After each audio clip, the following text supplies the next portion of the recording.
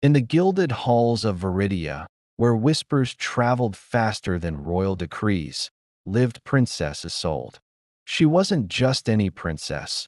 She possessed a mind as sharp as a duelist's rapier and a will as unyielding as the castle's stone walls. Her life was a meticulously planned tapestry of statecraft, diplomacy, and lessons on how to be the perfect future queen. But the most important lesson she ever learned wasn't found in any textbook. It was taught to her by a man who was supposed to be her guardian. Lord Valerius was the captain of the royal guard, a man forged in battle and sworn to protect the crown. He was a decade older, with eyes that held the gravity of 100 campaigns, and a presence that commanded respect from everyone, except, it seemed, the young princess he was assigned to protect. From the moment he became her shadow, a silent, powerful force at her side, a different kind of battle began. It started subtly, a challenging glance over a history lesson, a debate on military strategy that left her tutors speechless. Isolde tested him, pushing the boundaries of his patience and his duty. She didn't want a silent protector. She wanted a sparring partner for her intellect. Valerius, for his part, was unexpectedly captivated. He had faced down armies, but he had never encountered a mind so fiercely brilliant. He began to challenge her back, not with a sword, but with questions, with paradoxes, with a quiet intensity that forced her to be better, sharper. Their training sessions in the courtyard became the stuff of legend among the castle staff. She, with her youthful agility and fierce determination.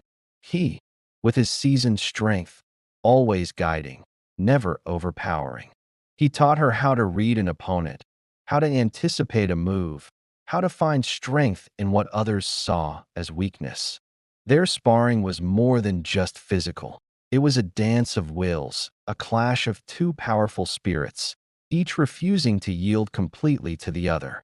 One evening, after a particularly grueling session, they stood breathless under a twilight sky.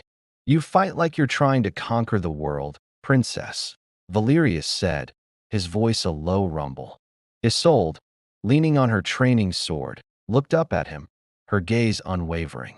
"I'm not trying to conquer the world, Captain. I'm preparing to rule it. There's a difference."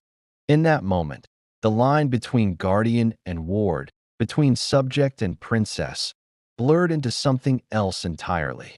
It was a bond of profound respect, an unspoken alliance that ran deeper than duty.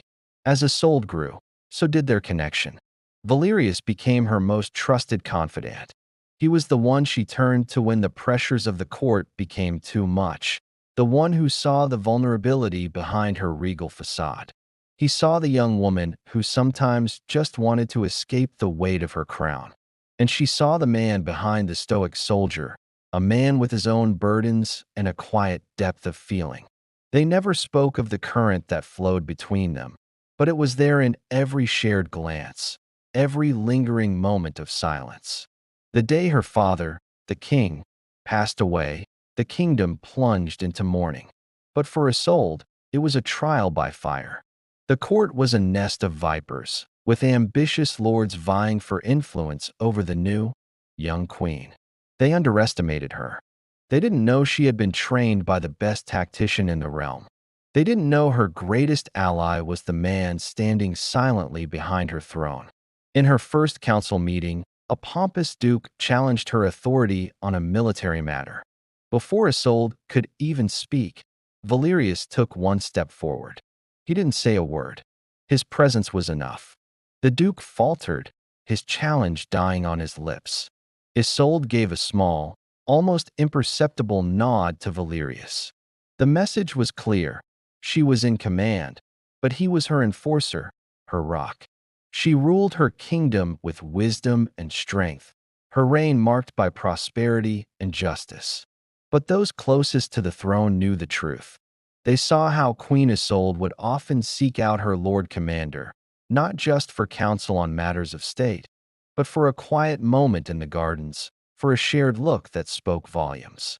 He had taught her how to wield power, how to command respect, and how to lead. He had ruled her heart with loyalty and devotion long before she ever ruled the kingdom. And in the quiet halls of power, it was this unspoken partnership, this unshakable bond, that became the true foundation of her legendary reign. Thanks for joining us for another story here on Tales from the Vale. If you enjoyed this journey into the heart of the kingdom, don't forget to like, subscribe, and hit that notification bell so you never miss a tale.